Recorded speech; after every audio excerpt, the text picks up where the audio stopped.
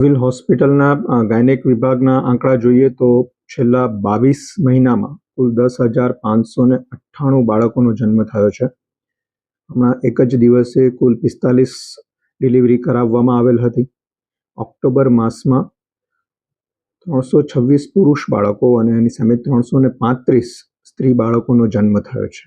આમ સરકારશ્રીની જે બેટી બચાવો અભિયાન અંતર્ગત જે કામગીરી કરવામાં આવી રહી છે તે અંતર્ગત ખૂબ સારું પરિણામ જોવા મળી રહ્યું છે અને સમાજમાં પણ ધીમે ધીમે વધારે ને વધારે જાગૃતિ લોકોમાં આવી રહી છે અને લોકો સ્ત્રી બાળકને ખુશી ખુશી હર્ષ સાથે વધાવી રહ્યા છે અને વધામણા પણ કરે છે અને તે અત્રેના ગાયનેક વિભાગમાં જે બાળકોનો જન્મ થાય છે તેમાં રિફ્લેક્ટ પણ થઈ રહ્યું છે. હજુ મારે તમામ લોકોને નમ્ર વિનંતી છે કે સ્ત્રી બાળક હોય કે પુરુષ બાળક હોય બંને એક સમાન છે અને સરકારશ્રીના બેટી બચાવો અભિયાનમાં આપણે સૌ જોડાઈએ અને બેટી એ બોજ નથી પરંતુ બેટી એ એક શક્તિ છે, એક સહારો બની શકે છે. તે પ્રમાણે સમાજમાં વધારે ને વધારે જાગૃતિ આવે તેવા પ્રયત્નો કરીએ.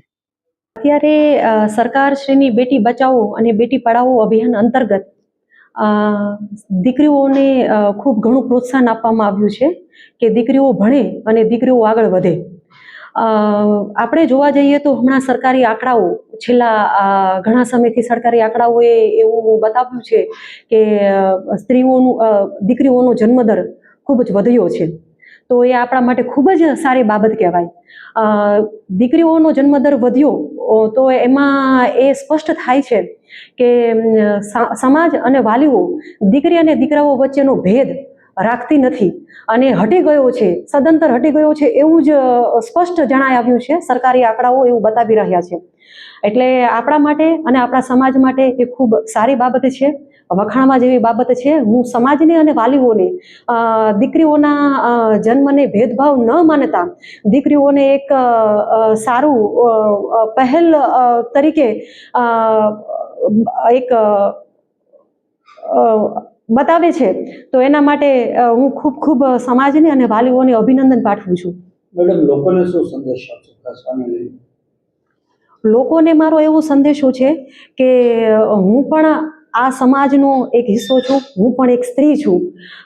હું જે કંઈ આ પોસ્ટ ઉપર તૈનાત છું કે પોસ્ટ ઉપર છું તો એ મારા માતા પિતા અને સમાજનો બહુ મોટો ફાળો છે.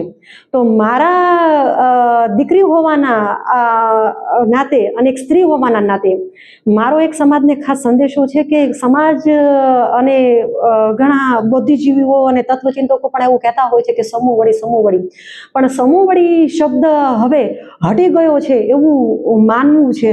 કારણ કે સમૂહવળીની જગ્યાએ જો સ્ત્રી થોડીક સક્ષમ થાય અને જાગૃત થાય એ મારો ખાસ સ્ત્રીઓ માટે સંદેશો છે.